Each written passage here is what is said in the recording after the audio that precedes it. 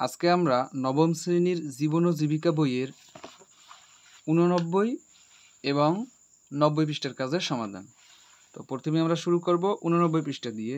দেখো এখানে বলা হয়েছে কেরিয়ার প্ল্যানিং আইডিয়া, ঠিক আছে? Career planning idea. তো এই শখটি তোমরা এবার পূরণ করবা। এখানে নাম লিখতে হবে, আমি একটি নাম দিয়েছি, তোমরা তোমাদের মতন একটি নাম দিবা, ঠিক আছে? তোমাদের শ্রেণী অর্থাৎ নবম লিখবা, তারিখ, তারপরে হচ্ছে কি পেশার নাম, আমি অফিসার দিয়েছি, যাই হোক।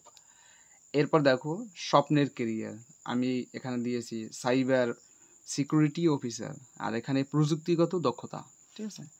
এখানে লাগবে এই যে নিজেকে প্রস্তুত করার উপায়, সাইবার সিকিউরিটির উপর, এখানে সিকিউরিটি লেখা, তারপর জায়গা ছিল না, আমি টির এখানে দিয়েছি, যাই হোক। তো সাইবার সিকিউরিটির উপর প্রশিক্ষণ নিব। তারপর এখানে বিভিন্ন ভাষাগত হবে, ঠিক আছে? এখানে বিভিন্ন ভাষাগত দক্ষতা অর্জন করতে হবে, এখানে কিন্তু ভাষাগত। এরপর দেখো আমরা পরবর্তী কাজ দেখব, অর্থাৎ 90 পৃষ্ঠা। এখানে দেখো এখানে বলা হয়েছে যে আগামীতে আমাদের জন্য কৃষি, সেবা ও শিল্প খাতে যে অপেক্ষমান 15টি পেশার নাম লিখো। যাই হোক, দুঃখিত, আমি এখানে 15টি লিখতে পারিনি, এখানে 11টি লেখা হয়েছে। এতটুকু লেখতেই হবে, আসলে 15টি লেখা এখানে আসলে সম্ভব না, তারপরও একদম ছোট ছোট করে লেখা যায়।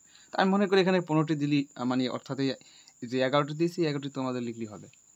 তো এখন দেখো এখানে আমি লিখেছি কৃষি বিজ্ঞানী, তারপর ফসল ব্যবস্থাপনা, তারপর সেই কৃষি তথ্য প্রযুক্তিবিদ, এখানে জেনেটিক ইঞ্জিনিয়ার, ঠিক আছে, সাইবার নিরাপত্তা বিশেষজ্ঞ, অটোমেশন ইঞ্জিনিয়ার, এখানে 8 দিয়েছি মানে কৃত্রিম বুদ্ধিমত্তা প্রকৌশলী, তারপর হচ্ছে কি মেশিন লার্নিং ইঞ্জিনিয়ার, তারপর 10 দিয়েছি রোবট মনিটরিং, ঠিক আছে, তারপর 11 দিয়েছি কি প্রফেশনাল ডিজিটাল মার্কেটার, ঠিক আছে। এরপর দেখো এখানে বলা হয়েছে এই অধ্যায়ে নতুন যা শিখেছি, এখানে আমি লিখেছি কেরিয়ারের ধারণা, সময়ের সঙ্গে পেশার রূপান্তর, বাংলাদেশের শ্রম বাজার, ঠিক আছে। তো যাই হোক, এতটুকুই ছিল আসলে তোমাদের 89 এবং 90 পৃষ্ঠার কাজের সমাধান। আশা করি তোমরা বুঝতে পারছো।